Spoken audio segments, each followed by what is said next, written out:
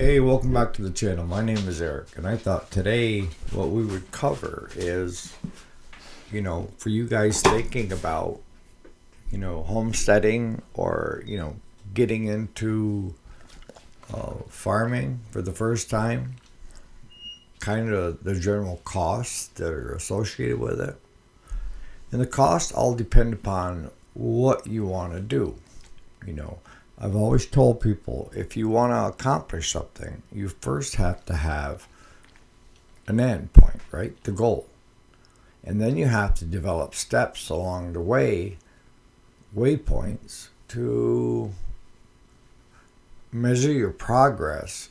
Is this the direction the right way? Or have I met a detour in the road where I've got to make a detour around it?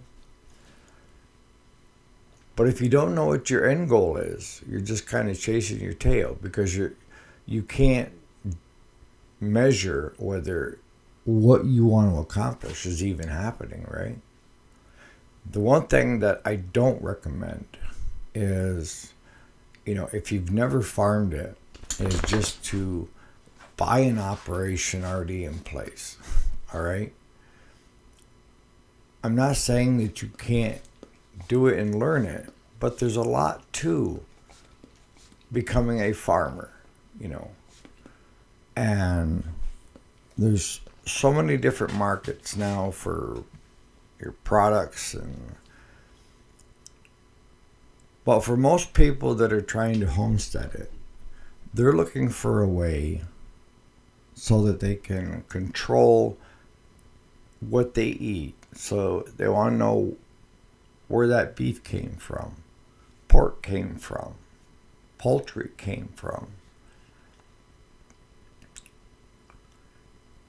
And then the other is they want to get away from the city. They want to get more out into the country where it's kind of slowed down. Everything isn't in a big rush, honking horns, sitting in traffic, on the LIE for 4 hours trying to get off Long Island to get to work in New York City. They're tired of the rat race, and they're willing to accept less to have that. And becoming a farmer, is a lifestyle like we talked about yesterday. And it's not for everybody.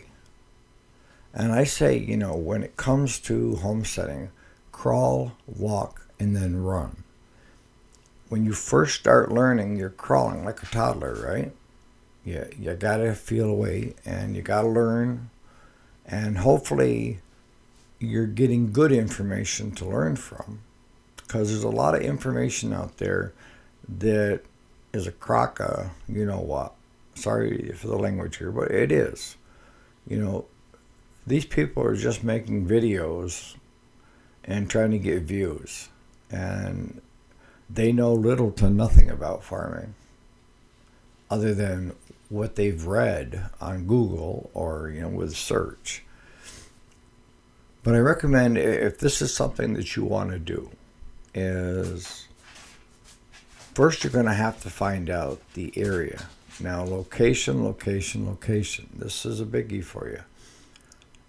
If you're coming out of New York City and you want to move upstate, and when I say upstate, I'm not talking Albany, Saratoga, come farther north. It's real upstate. And the good thing is if you own your own home on Long Island or New York City or your condo or what have you, that the money that you would get from that property when it gets sold, most often the case, will buy you a 150-acre farm with the buildings on it and a house. And that's half the battle. Structures, something to keep your animals in out of the weather when it's miserable out.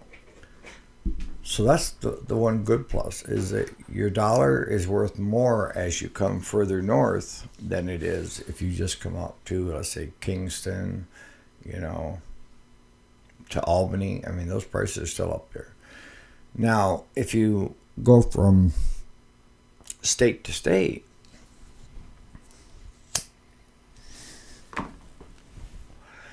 you're going to run into areas of where it's tillable ground land that you're going to pay $10,000-$12,000 an acre,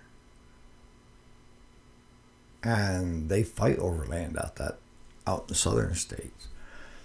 That's why I say the northern states. You know, right up here, you're still looking at $1,000 an acre or down. You know, it's depending on the property, and if it's a motivated seller. That's one plus. The other is, do you have the ability to learn? And do you have a source of income coming in while you're learning how to become a farmer? Now, becoming a farmer doesn't mean you just get a farmer's hat. This is my farmer's hat. Raise a couple of beef cows and call yourself a farmer. Pretty much anybody can raise a couple of beef cows. You know, if you've got enough pasture for them during the summer months, and then if you bought the feed for them in the winter months, you know. So step one is trying to find out where you want to be and how much you have to spend. That's the big thing. The other thing is, can you work off the farm or from the farm by working remotely for the company you work for now and still have a stable income coming in while you're trying to grow the farm? And I think you will find that most people that are farming, one or the other is working off the farm, whether it be remotely or going physically to a job, because you are not going to make enough money coming off that farm, the hobby style farm or a homestead farm, to cover all your bills. You're not. So that's the second thing to look at. The third thing to look at is, what are you going to try to raise? You know, are you going to raise beef cows for beef? Are you going to try beef cows with some pork, some pigs? Are you going to do a little bit of everything? Some beef, pork, chickens, you know, a typical homestead where they're making enough for themselves in the beginning? You have to decide what you want on your farm, right? Some people move up here and they just buy a couple horses for pleasure, and that's fine. You know, welcome to the neighborhood. One thing I will tell you guys, if you're coming into a new neighborhood and you're trying to get away from a lot of the crap from where you're coming from, don't push that crap on us up here. You know, we don't need a bunch of rules and regulations. You know, this is the last of the Wild West, basically, is, you know, you need a building permit, but they're just mainly looking for the money. But I've seen people move up from downstate, and that's the first thing they want to do, is they want to, you know, put all these rules in place. And I'm thinking, why would you want to do that? You just left the area because you got tired of all the rules and regulations and the ability to do nothing without having to pay up the yin-yang. So when you move into another area, my best advice, if you want to get along with everybody, is don't bring the crap from the cities, from where you're from, and just blend in. You know, become friends, and don't try to change anything, all right? Just leave it alone. Up here, it's live and let live. Easy enough, right? So those are the three big things that you need to understand before you make that leap, okay? One is where you're going to be.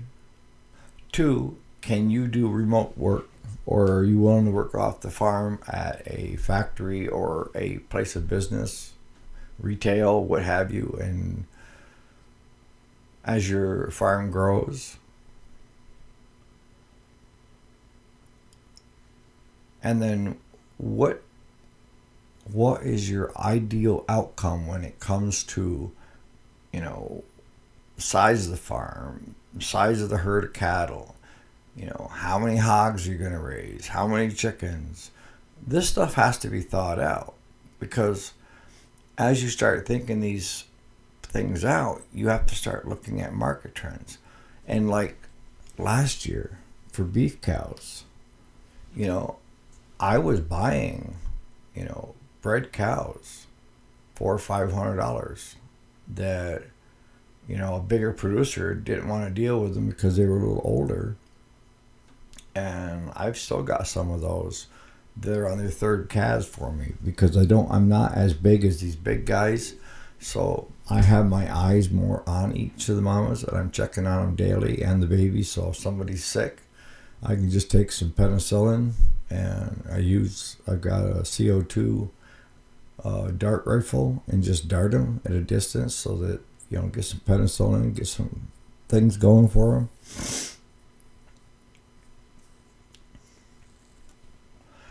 But today, that same cow for $400 to $500 that's bred is now bringing $1,200-$1,400. Cull cows. These aren't young first calf. These are cull cows, slaughter cows. Feeders are running right now because this is December 17th on a Sunday of 23. That feeders now are over $2 a pound. And most of the time for the last few years, they've been running anywhere between 80 to $1.05, and black cells. Angus feeders sell a lot better than any other ones that we have up in this neck of the woods. So when you go to buy a feeder now, you're talking $2 plus. So it's doubled in price. And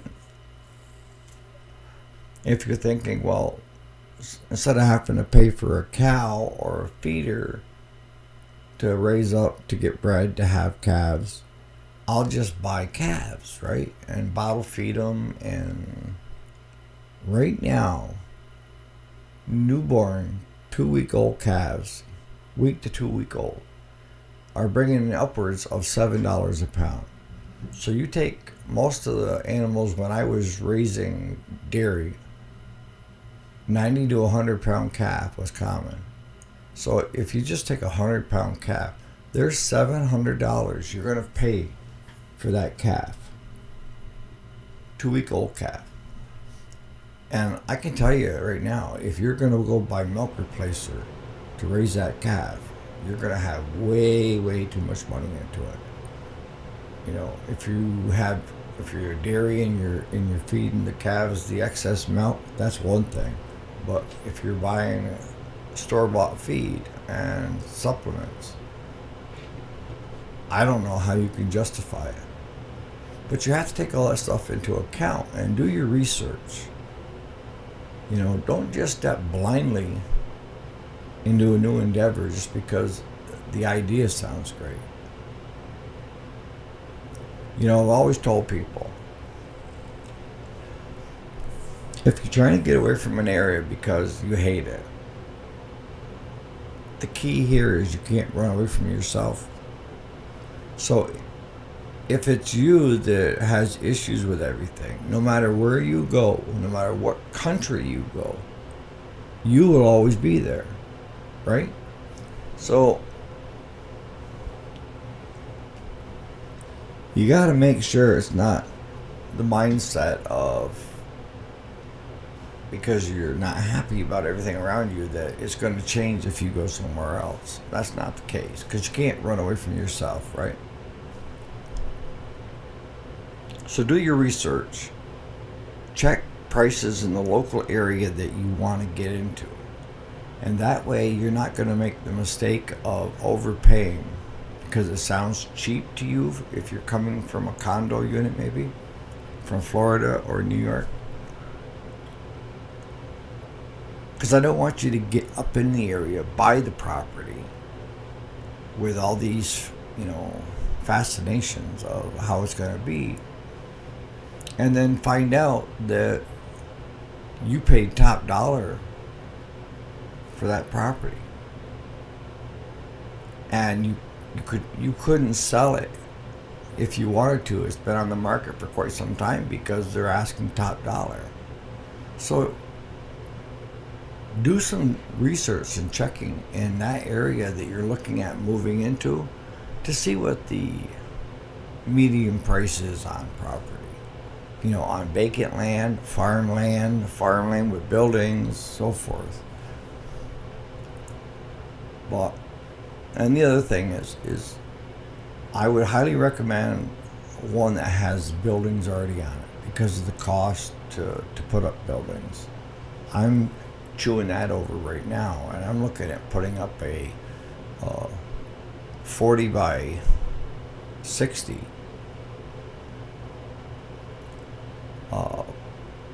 barn for my cows. And just the concrete slab alone, if you start figuring out all the costs, you're going to have probably around $100,000 in it, in that building. So if you find that building already on a piece of property with a nice house and it's $120,000, it's a no-brainer, right? Again, do your research. And I'm going to make this kind of a series to help you guys make that decision. And also, we can go into, leave in the comments stuff that you would like to see, that would be helpful for you in making the correct decisions. And also, how are you doing if you already are up here or up in a new area and you're just starting a hobby farm or a homestead? I'd be curious to know. So on that note, you guys have a great Sunday and enjoy life. Life's too short, right? All right.